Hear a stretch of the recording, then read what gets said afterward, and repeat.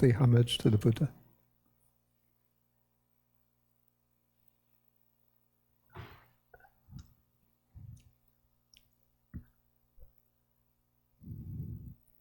Namo tassa bhagavato arahato samma sambuddhassa. Namo tassa bhagavato arahato samma sambuddhassa. Namo tassa bhagavato arahato samma sambuddhassa. Okay, so good morning, everybody. Oops.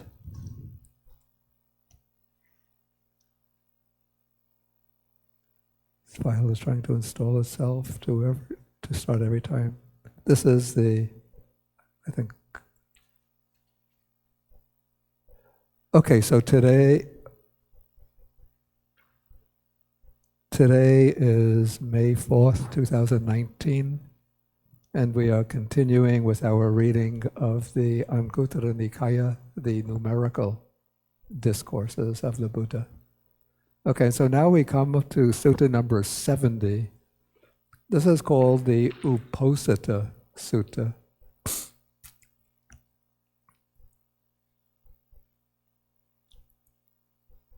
Okay, so first, what is the Uposatha? This word Uposatha.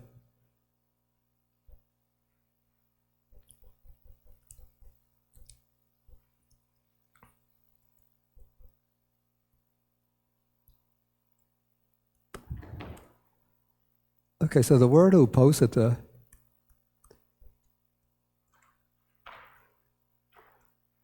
it's derived from the verb upavasati, which means literally to dwell near. But it's a word that takes on a special meaning in Indian religious life and then more broadly throughout the Buddhist world. And the Uposatha, you might call it the religious observance day in Indian traditions. It's a day that's observed by all of the major Indian religious traditions, whether Brahmanism, Jainism, and then of course Buddhism. And the Uposatha is actually a number of days that are determined by the lunar calendar, which is followed in the Indian subcontinent and by cultures that follow the Indian culture, that have been influenced by Indian culture. And so there are several Uposatha days. First, the lunar month usually consists of 29 days. And in those 29 days, of course, one day is the full moon day, and that is the major Uposatha day. A minor Uposatha is the new moon or dark moon days, when the moon is completely in shadow. So that is one minor Uposatha day. And then the 2 quarter or half moon days, the waxing half moon, as the moon is getting brighter and brighter, and the waning half moon, when the moon is turning darker and darker. So those are also minor Uposathas. And on the Uposatha day, within the Brahminic tradition, those are the days for performing religious rites and ceremonies, the major religious rites and ceremonies. And this was a common observance, of course, during the Buddha's time. And so the Buddha adopted the Uposatha as a religious observance day for the monastics. So on the 2 Uposatha days, the bright moon Uposatha and the dark moon Uposatha, or full moon Uposatha, the dark moon Uposatha, the monastics are supposed to congregate. Those who are living within a particular residence are supposed to congregate, and then they do the confession of their offenses, and then the recitation of the patimokkha or pratimoksha, the code of monastic rules. Okay, but it's not only the monastics who observe the Uposatha, but in the Buddhist countries today, in ancient times and today, lay people also observe the Uposatha. Generally, in a country like Sri Lanka, I think still, the Uposatha Day, I think it's still a public holiday. Is that so, where businesses are closed, most government holiday? The full moon Uposatha? Yeah, the time when I was there, it was a government holiday.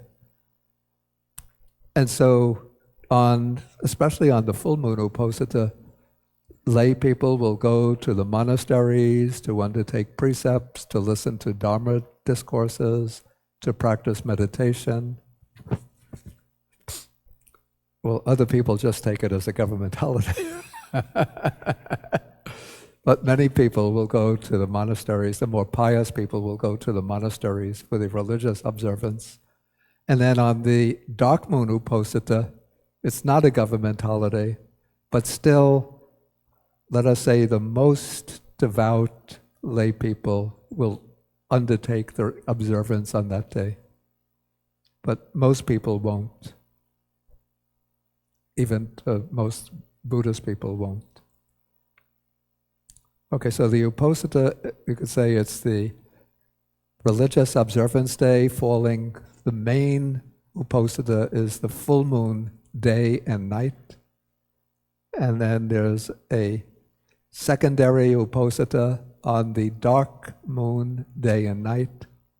And then minor Uposathas on the half moon. Only the most devout will observe the Uposatha these days on the half moon days. But probably in ancient times it was done much more common, much more often.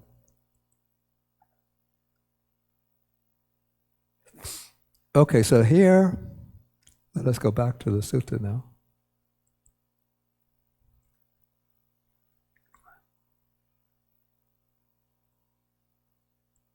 Okay, so the sutta begins when the Buddha is living at Savatthi, in a place called Migaramata's mansion in the Eastern Park.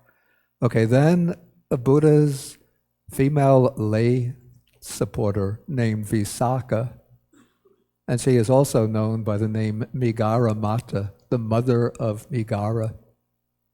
And it's said not because Migara was her son, but Migara was her father-in-law. So why is she called the mother of Migara?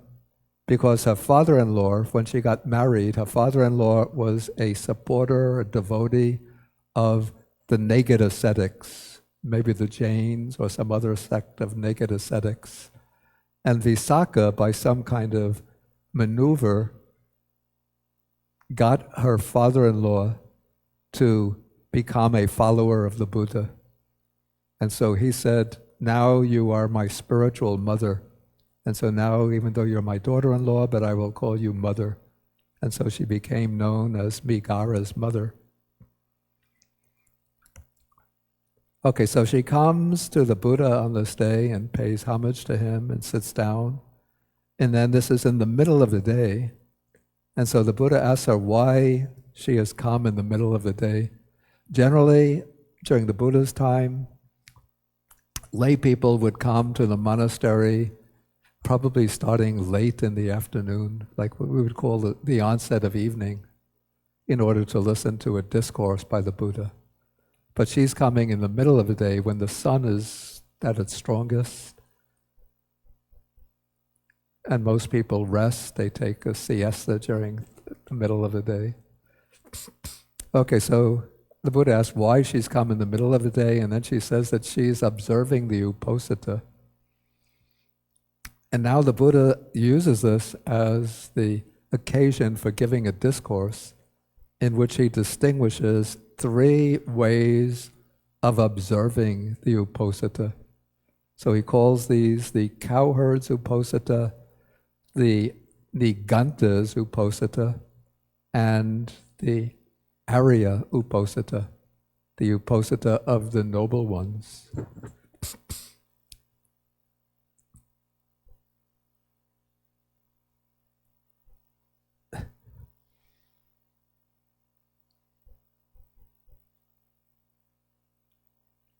Okay, so first the Buddha is going to explain the cowherds Uposatha.